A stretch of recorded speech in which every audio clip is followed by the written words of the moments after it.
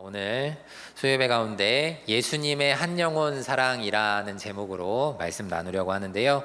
오늘 오신 여러분 정말 환영하고 축복합니다. 이제 오늘부터는 이제 예수님의 공생의 기간에 있었던 일들을 우리가 말씀을 살펴보게 되는데, 이 말씀 가운데서 하나님의 사랑과 또 그 예수님의 큰 은혜를 경험하는 귀한 시간들이 되기를 축복합니다. 여러분, 예수님은 세례 요한에게 세례를 받으신 후에 이제 그 사역을 시작을 하셨습니다. 그리고 이제 제자들과 마지막 만찬을 나누면서 이 마지막 유월절을 지키고 또 첫 번째 성찬식을 제정하시는 그날까지 약 3년의 기간 동안 제자들과 함께 이 공생의 기간을 보내게 되시는데요. 이 예수님의 한 영혼 사랑이라는 제목처럼 예수님은 영혼을 정말로 사랑하셨습니다. 사람을 외모로 보지 않고 그 중심을 보시며 사랑하셨습니다. 아멘. 그래서 우리가 소망이 있는데요.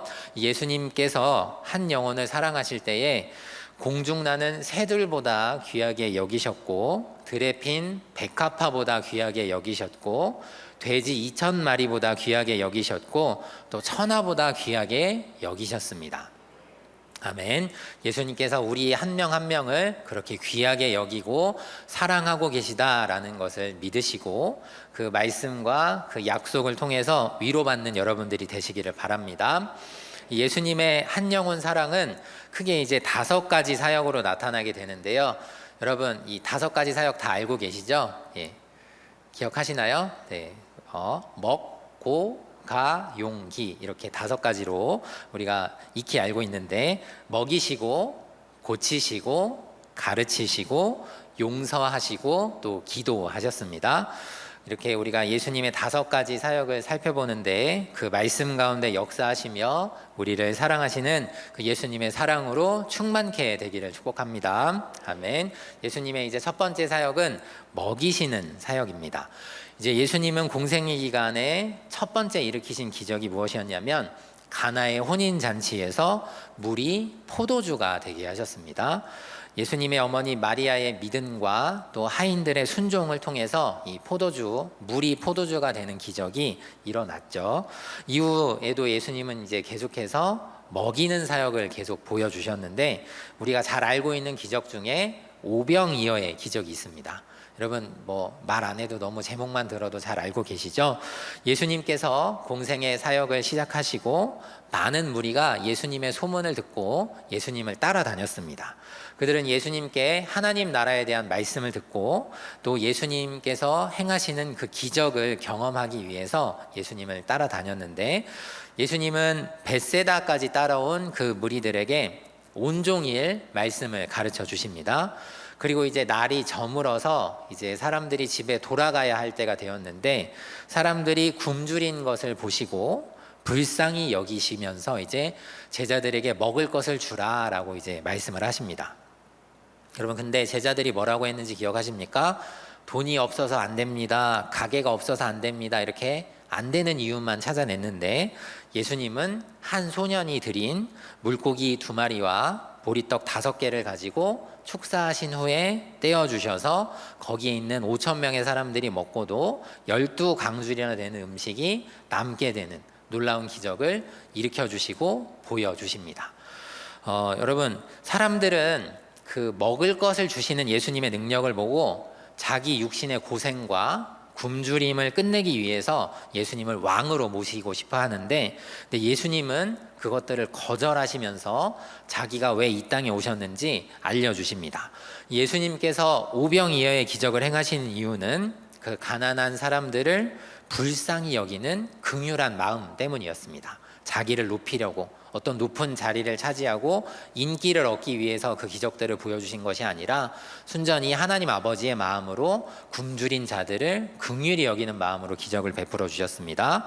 또 제자들에게 하나님 아버지의 마음과 제자들에게 앞으로 너희가 해야 할 사명을 가르치고 보여주기 위해서 오병이어의 기적을 보여주셨습니다.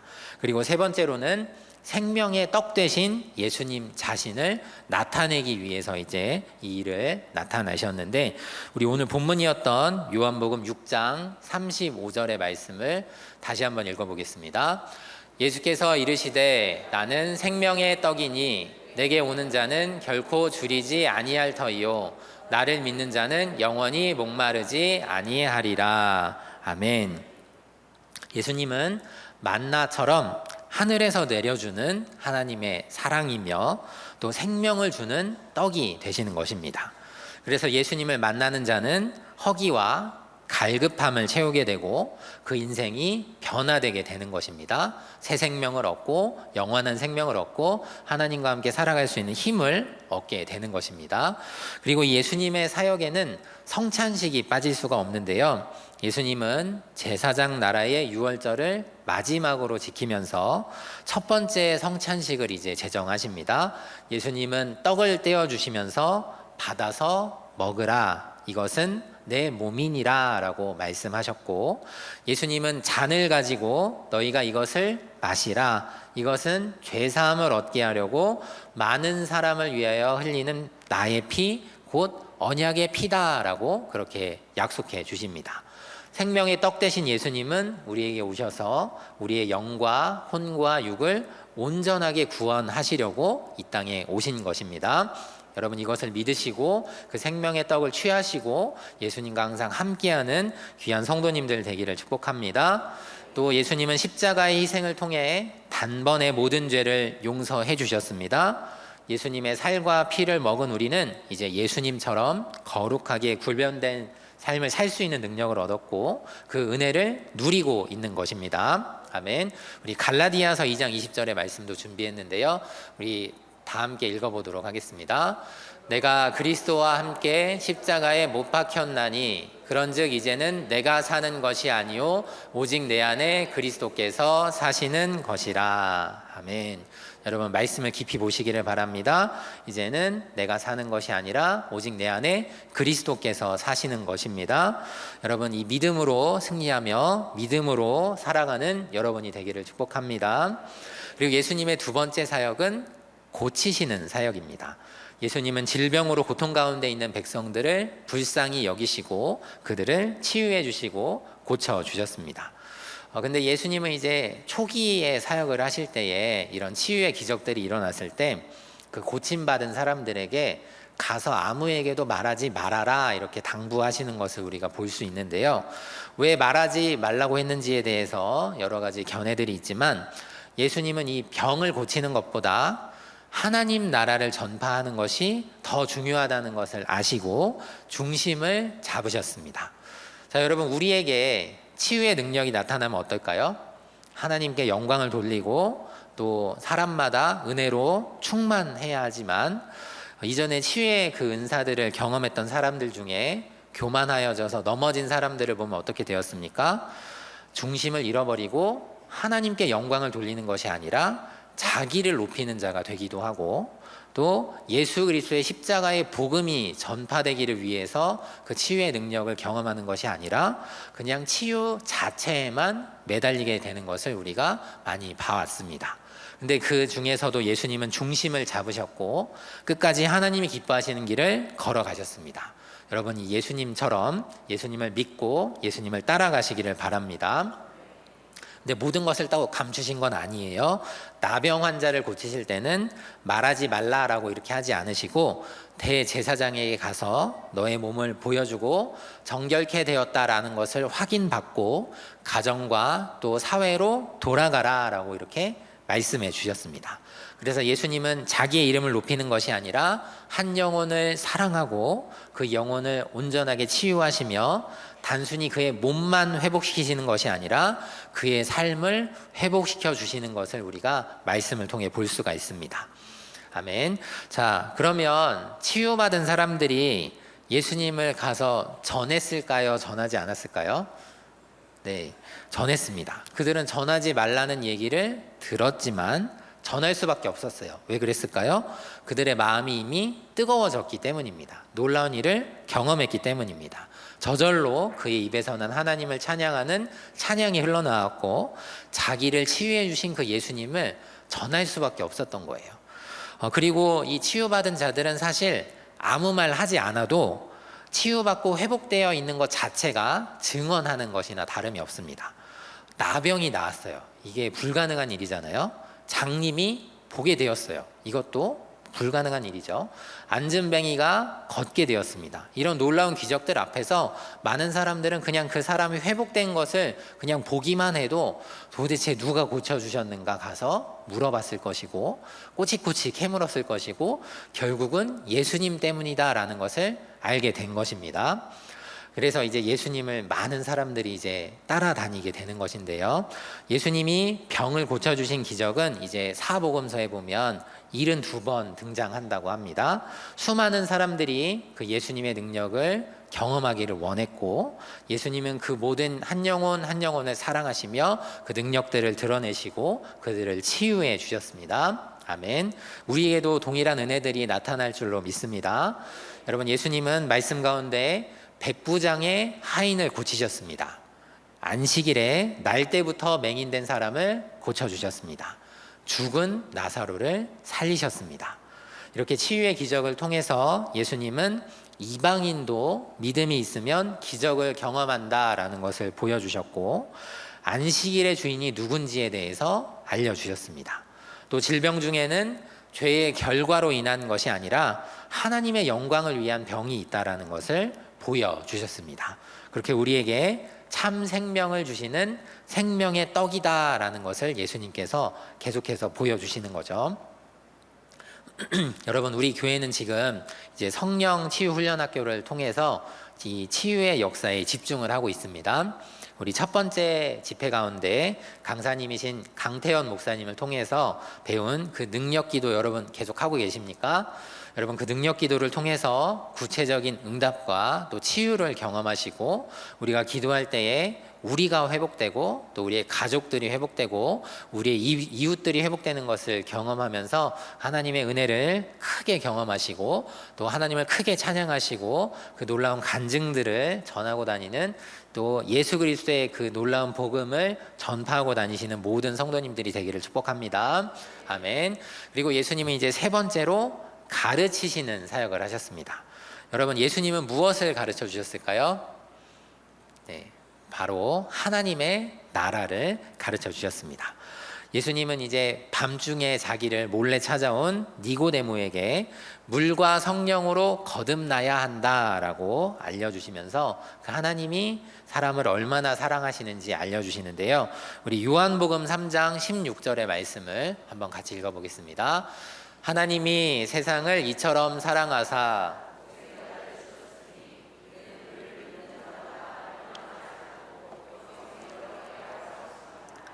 아멘. 여러분, 이 말씀 우리가 너무나 잘 알고 있는 말씀인데 하나님이 세상을 정말로 사랑하십니다. 그래서 예수님을 보내주셨고 우리를 구원하십니다. 반드시 구원하십니다. 여러분, 이 말씀이 근데 누구에게 전해진 말씀이었냐면 당시의 바리새인, 당시의 종교 지도자이고 하나님을 가장 열심히 믿는 사람 중에 한 명이었던 바리새인에게 해주신 말씀이에요. 하나님이 세상을 사랑하신다라는 말씀을 그 바리새인이 배워야 했습니다. 독생자를 주시고 멸망하지 않고 영생을 주신다라는 그 말씀을 가장 열심히 있던 사람이 배워야 했어요. 그만큼 그 당시가 어두웠다라는 것이죠. 하나님을 제대로 알지 못하고 하나님의 사랑을 알지 못하고 하나님께서 얼마나 구원을 원하시는지 사람들이 다 모르고 있었어요. 그때 이제 예수님이 오셔서 그 어두운 세상에 빛을 비추어 주신 것입니다. 아멘. 여러분, 우리도 예수님을 만나면 우리의 어두운 것들은 물러가고 우리가 밝게 빛나게 되는 줄로 믿습니다. 여러분, 예수님 잘 믿으셨습니다. 그래서 예수님을 만나고 항상 빛 가운데 거하시는 모든 성도님들이 되시기를 바랍니다. 아멘.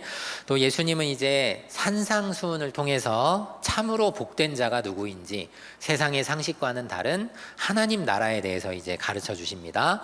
심령이 가난한 자는 복이 있나니 천국이 그들의 것이미요, 애통하는 자는 복이 있나니 그들이 위로를 얻을 것이미요, 온유한 자는 복이 있나니 그들이 땅을 기업으로 받을 것이미요, 의에 줄이고 목마른 자는 복이 있나니 그들이 배부를 것이미요, 긍휼히 여기는 자는 복이 있나니 그들이 긍휼히 여김을 받을 것이미요, 마음이 청결한 자는 복이 있나니 그들이 하나님을 볼 것이미요, 화평하게 하는 자는 복이 있나니 그들이 하나님의 아들이라 일컬음을 받을 것이미요, 의를 위하여 박해를 받는 자는 복이 있나니 천국이 그들의 것임이다라고 말씀하시면서 세상에서는 인정받지 못하고 세상에서는 미움받고 세상에서는 손가락질 받던 그 수많은 사람들에게 하나님 나라에 대해서 알려주시고 그들에게 참된 위로와 참된 복이 무엇인지 알려주시고 보여주셨습니다. 또 예수님은 여러 가지 비유를 통해서 우리가 제대로 알지 못하는 천국에 대해서 자세히 알려주시는데요. 씨 뿌리는 자의 비유, 가라지 비유, 겨자씨 비유, 누룩 비유, 감추어진 보화 비유, 값진 진주 비유, 그물 비유 등을 통해서 천국이 어떤 곳인지 때로는 쉽게 또 때로는 아주 깊이 자세히 알려주셨습니다.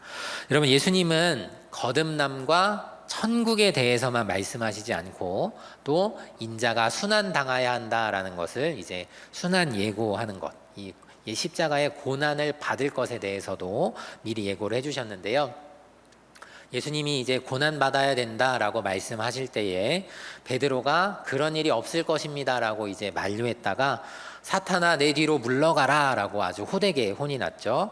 그리고 이제 제자들에게 이제는 자기 십자가를 지고 나를 따라야 한다라고 알려주십니다. 너무 많은 것을 가르쳐 주셨죠. 예수님은 또 종말과 재림에 대해서도 가르쳐 주셨습니다. 이때에는 첫 번째로 세상의 끝에 이제 거짓 선지자들이 나타날 것이고, 또 둘째로는 전쟁과 기근, 지진의 소식들이 들릴 것이고, 셋째로는 그리스도인에 대한 박해가 심해질 것입니다. 그리고 넷째로는 모든 민족들에게 복음이 전파될 것입니다. 이렇게 우리가 알지 못하는 종말에 관해서도 또 예수님의 재림에 관해서도 자세히 알려주셨습니다. 또 예수님은 승천하시면서 하늘로 올라가실 때에 너희가 본 그대로 오겠다라고 이렇게 약속해 주셨고 재림을 분명하게 약속해 주셨습니다. 근데 이 재림의 시기는 오직 하나님 아버지만이 아신다라고 이 재림의 시기까지도 다 알려주셨습니다. 그래서 우리가 이제 언제 예수님 다시 오실지 모르잖아요. 예수님 분명히 오시지만, 그래서 우리는 재림을 준비하며 항상 깨어 있어야 할 줄로 믿습니다. 예수님은 또 그 재림을 준비해야 된다라는 것도 알려주셨는데요. 무화과 나무의 비유, 또 노아의 때 비유, 집주인과 도둑 비유, 열처녀 비유, 달란트 비유, 양과 염소 비유를 통해서 기다려야 한다라는 것에 대해서 계속해서 가르쳐 주셨습니다. 항상 깨어 있어서 여러분 천국의 잔치에 동참하는 복된 자들이 되시기를 축복합니다. 여러분, 이제 저희가 이제 예수님의 한 영혼 사랑에 대해서 살펴보면서 사실 이 사복음서 전체를 그냥 압축해서 한꺼번에 보고 있거든요. 그래서 이제 굉장히 빨리빨리 넘어가고 있는데, 여러분 집에 돌아가시면 이 사복음서를 한번 꼼꼼히 천천히 잘 읽어보시기를 바랍니다. 한 주만 잡으시면 충분히 읽으실 수 있거든요. 그래서 예수님이 한 영혼을 정말 얼마나 사랑하셨는가. 우리가 구약 성경은 사실 많이 읽잖아요. 성경 일독해야지 시작해가지고 많이 읽지만 신약 성경은 하고 이제 놓칠 때가 많은데, 이 예수님의 사복음서를 계속해서 읽어보시면서 예수님이 한 영혼을 정말 어떻게 사랑하셨는가, 그리고 우리 가운데 얼마나 많은 것들을 가르쳐 주셨는가라는 것을 돌아보는 한 주간이 되시기를 축복합니다. 그리고 네 번째로 예수님의 사역은 용서하시는 것입니다. 예수님은 우리를 용서해 주셨습니다. 용서는 하나님 아버지께서 원하시는 일이고, 죄의 용서를 통해서 하나님과의 관계가 회복되기 때문에 하나님이 기뻐하시는 일입니다. 그리고 이제 하나님은 아버지가 되시고 우리는 자녀가 되는 놀라운 일이기 때문에 하나님은 용서하는 걸 굉장히 기뻐하세요. 그래서 우리가 언제든지 우리가 어떤 죄 가운데 있든지 하나님 앞으로 빨리 나가시기를 바랍니다. 그리고 빨리 용서를 구하시기를 바랍니다. 그럼 하나님 아버지는 우리를 기뻐하시면서 용서해 주실 것입니다. 하나님이 원하시기 때문에 이 용서의 문을 열어놓으신 거예요. 주님이 열어주신 그 용서의 문을 향해서 날마다 나아가시고 그 용서의 은혜를 날마다 경험하시고 믿음과 은혜로 충만한 삶을 사시기를 축복합니다. 이 마태복음 9장에는 예수님께서 가버나움에 계실 때 병고침을 받으려고 왔던 중풍병자 한 사람이 등장을 하는데요. 이제 그의 친구들은 이 중풍병에 걸린 친구를 이제 침상에 메고 왔는데 사람들이 너무 많아서 예수님이 계신 집 안으로 들어갈 수가 없었습니다. 그래서 어떻게 했냐면 포기하지 않고 그 집의 지붕을 뜯고 줄에 매달아서 그 중풍병자를 내려보내서 예수님을 만나게 합니다. 예수님은 그 친구들의 믿음을 보시고 이 중풍병자의 이 중풍병을 고쳐주시는데 무엇이라 말씀하시냐면 죄사함을 받았느니라 라고 이렇게 선포해 주십니다. 먹이시고 고치시고 가르치시고 용서하시는 사역들을 행하시신 거죠. 이 모든 사역은 한 영혼을 살리고 그 영혼을 회복시키고 원래의 상태로 돌아가게 하는데 목적이 있습니다. 그래서 그 육신뿐만이 아니라 영적인 문제도 해결해 주시면서 죄를 용서해 주신 것입니다. 아멘. 우리에게도 같은 은혜가 있다라는 것을 기억하시기를 바랍니다. 우리의 어느 한 부분만 고치기를 원하시는 게 아닙니다. 우리의 모든 부분을 고치기를 원하시는 것입니다. 아멘. 그게 큰 은혜입니다라는 것을 기억하시기를 바랍니다. 예수님은 주기도문을 통해서 우리에게 또 용서를 가르쳐 주시는데요. 우리에게 잘못한 사람을 용서하여 준 것 같이 우리의 죄를 용서해 달라라고 기도하라라고 알려주시죠. 무슨 얘기입니까? 내가 용서를 받았듯이 다른 사람을 용서해 주어라 라고 알려주셨습니다.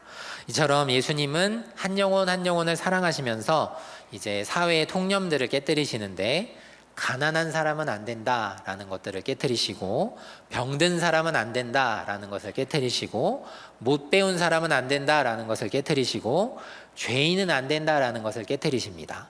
그래서 가난한 자를 배불리 먹이시고 병든 사람을 고쳐주시고 못 배운 사람에게 가르쳐주시고 죄인을 용서해 주시는 것입니다. 예수님은 이렇게 한 영혼 한 영혼을 완전하게 회복시켜 주셨습니다. 아멘. 우리도 그 은혜를 누린 줄로 믿습니다. 아멘. 그는 이제 줄인 배를 채워주시면서 생명의 떡을 주십니다. 그의 병을 고치시고 회복시켜 주십니다. 그에게 하늘의 지식을 알려주시고 영원한 하나님의 나라에 대한 소망을 갖게 하십니다. 부정하다, 죄인이다 라고 낙인 찍힌 자를 회복시키고 하나님이 기뻐하시는 원래의 모습으로 돌아오게 하십니다. 온전히 회복시켜 주십니다. 이렇게 예수님을 만난 사람들은 그 삶이 변화된 것입니다. 아멘. 그래서 예수님이 이제 먹이셨잖아요. 굶주리고 있던 그 벳세다에서 예수님은 나누고 베푸는 자의 오병이어를 통해 5,000명을 먹이셨고 고치시는 사역을 통해 인생을 황폐하게 만드는 여러 질병 가운데 있는 자들을 만나주시고 다른 이들은 부정하다면서 가까이 가지도 않는 그 사람에게 손을 얹으시고 치유의 능력을 바라셨습니다. 그 한 영혼의 인생이 온전히 회복되게 하셨습니다. 그리고 가르치셨습니다. 세상에서는 오해되고 제대로 알려지지 않았던 하나님 아버지의 마음을 제대로 가르쳐 주시고 말씀을 통해서 백성들이 하나님의 나라를 사모하게 하신 것입니다. 그리고 이제 용서하시면서 예수님은 죄인을 용서해 주십니다. 그리고 이제 용서받은 자에게 다시 물어보십니다. 너도 너에게 잘못한 사람을 용서해 주었느냐라고 이렇게 물어보십니다. 여러분, 예수님을 만난 사람은 그 삶이 이렇게 변화되게 되어 있습니다. 그래서 그는 속에서부터 채워지며 나누고 베풀 수 있는 자로 변화됩니다. 그는 망가지고 연약해진 부위가 깨끗하게 회복되어 온몸에 치유를 얻고 가정으로 돌아가게 되고 직장으로 돌아가게 되고 자기의 꿈을 이룰 수 있게 됩니다. 그는 알지 못했던 하나님 나라에 대한 지혜와 지식을 알게 되어 하나님의 나라를 더욱 사모하게 되고 예수님을 만나 그 예수님을 믿음으로 그 천국의 소망을 얻게 됩니다. 그는 죄를 용서받고 이제는 다른 사람을 용서해 주는 사람으로 변모되게 됩니다. 여러분, 예수님을 만나셨죠? 아멘. 그 은혜를 통해서 변화되시기를 축복합니다. 나는 어떤 은혜를 받았는가?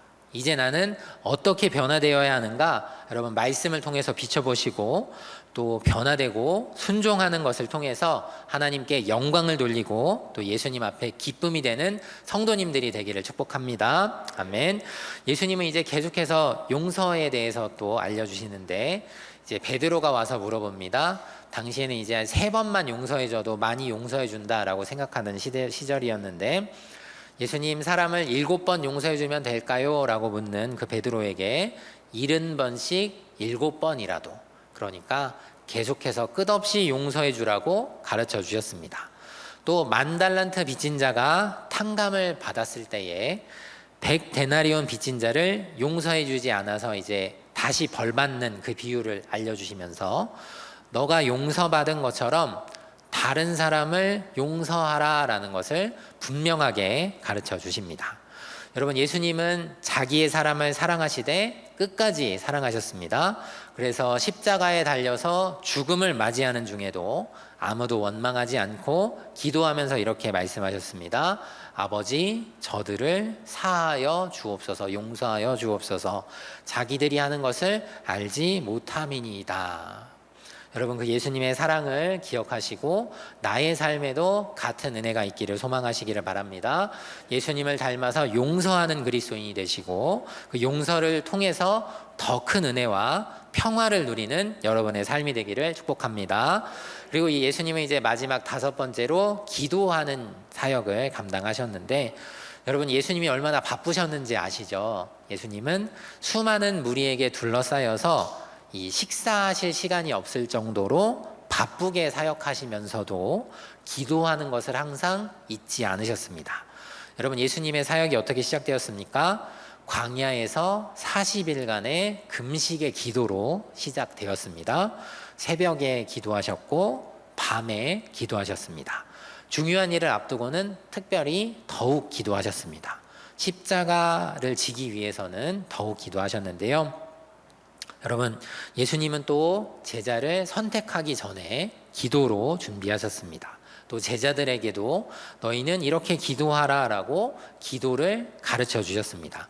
우리에게 가르쳐 주신 기도가 있죠. 그 주기도문이 있습니다. 여러분, 주기도문을 가까이 하시고 또 그 예수님의 기도를 날마다 기억하시기를 바랍니다. 또 예수님은 기도에 분명히 응답하신다라고 알려주시면서 구하라, 찾아라, 두드려라 라고 우리 기도하는 방법도 알려주셨습니다. 하나님 아버지께서 자녀된 우리를 사랑하시기 때문에 분명히 응답하신다라고 우리에게 말씀하고 또 약속해 주셨습니다. 여러분, 마태복음 7장 11절의 말씀을 한번 같이 읽어보겠습니다. 너희가 악한 자라도 좋은 것으로 자식에게 줄 알거든 하물며 하늘에 계신 너희 아버지께서 구하는 자에게 좋은 것으로 주시지 않겠느냐. 아멘. 여러분, 예수님은 계속해서 기도하시고 그리고 기도를 가르쳐 주시면서 응답이 분명히 있다, 그러니 계속해서 기도하는 자가 되어라 라고 알려주시고, 중요한 일이 있을 때는 깨어서 기도하라 라고 이렇게 명하기도 하십니다. 이제 그 중에 우리가 겟세마네 기도는 이제 잊을 수가 없는데요. 예수님은 이제 십자가를 지기 전에 얼마나 힘드셨는지 한 번도 그러신 적이 없었는데, 이 잔을 내게서 옮겨 주시옵소서라고 기도를 드립니다. 하지만 나의 뜻대로 하지 마시고 아버지의 뜻대로 하여 주시옵소서라고 기도를 마무리합니다. 예수님이 이렇게 겟세마네에서 기도하실 때에 마치 땀이 땅에 떨어지는 핏방울 같이 되었다라고 말씀은 기록하고 있는데요.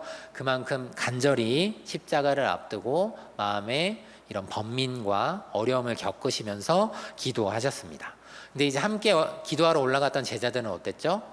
깨어서 기도하라라는 그 예수님의 말씀을 들었음에도 깨어 있지 못하고 피곤함에 져서 눈을 감고 자고 말았습니다.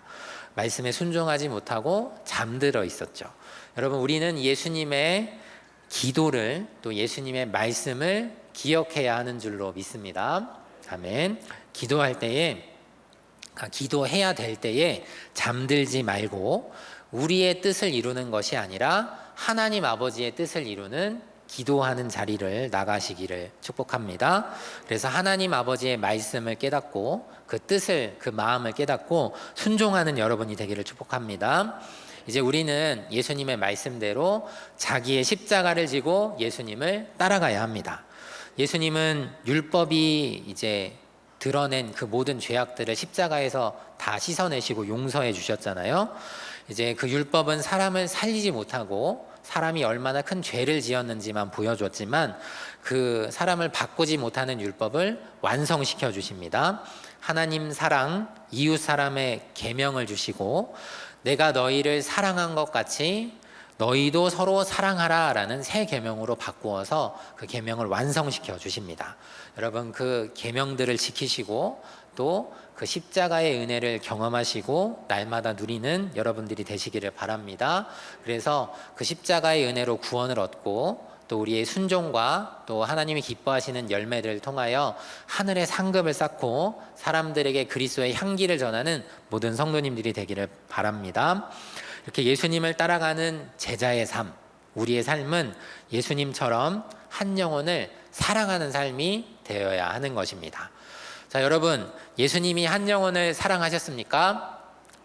아멘. 네. 여러분, 예수님 한 영혼을 정말 사랑하셨습니까?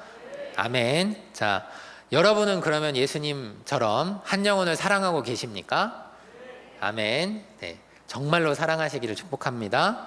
예수님처럼 한 영혼을 사랑하고 섬길 수 있는 사람으로 변화되기를 바랍니다. 요즘 세상 다 그러잖아요. 자기만 잘 챙기면 된다. 우리 가족만 잘 챙기면 된다. 이렇게 말하는데 여러분 옆 사람 한번 보세요.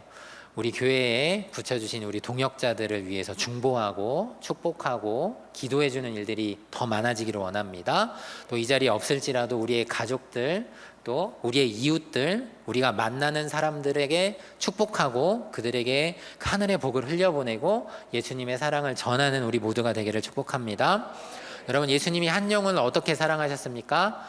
먹고 가 용기 이렇게 5가지로 사랑하셨는데 먹이시고 고치시고 가르치시고 용서하시고 기도하시는 사역을 통해서 한 영혼 한 영혼을 사랑하시고 완전히 회복시켜 주셨습니다. 여러분 사랑받은 것은 사랑을 베푸는 것으로 갚을 수가 있습니다. 여러분 우리가 이미 사랑을 받았잖아요. 그러니까 여러분 이웃을 사랑하고 여러분 이웃을 먹이고 또 이웃을 입혀보시기를 바랍니다. 여러분 하나님의 기쁨이 내 안에서 동일하게 일어나게 될 줄로 믿습니다. 하나님이 기뻐하시는 것을 경험하고 누리게 될 줄로 믿습니다. 여러분 이웃을 고쳐보시기를 바랍니다. 여러분 우리가 이 치유의 기도 또 이 능력 기도에 대해서 배웠는데 우리가 기도하면서 치유의 능력이 나타날 때에 믿음이 강해지고 하나님 아버지께 영광을 돌리게 되고 우리 안에 간증이 넘쳐나게 될 것입니다. 아멘. 또 이웃에게 예수님의 그 십자가의 그 복음을 전하는 여러분이 되시기를 바랍니다. 예수님 오셔서 하나님의 나라를 우리에게 가르쳐 주시고 전파하셨잖아요. 우리가 가서 또 가르쳐야 되는 사명이 있습니다. 그 하나님 아버지의 사랑을 전하고 주님의 품으로 돌아오게 하는 여러분들이 되시기를 바랍니다. 또 이웃을 용서하시기를 바랍니다. 요즘 세상이 좀 각박하잖아요. 용서하지 않고 아주 끝까지 이제 남남으로 살자 이렇게 하는 일들이 많이 있는데 여러분 내가 용서받았듯이 나도 용서해야 하는 것입니다. 용서할 때에 하나님이 기뻐하십니다. 아멘. 그리고 여러분 항상 기도하시기를 바랍니다. 깨어 있어서 기도하시기를 바랍니다. 그러면 하나님의 마음을 알게 되고 하나님이 기뻐하시는 뜻을 이루게 되는 것입니다. 아멘. 이렇게 여러분 예수님을 닮아서 한 영혼을 사랑하는 그 귀한 사역들에 동참하시고 하나님이 기뻐하시는 일들에 순종하며 하나님께 영광을 돌리고 또 하나님의 일하게 귀하게 쓰임받는 모든 성도님들이 되기를 축복합니다. 아멘. 기도하겠습니다.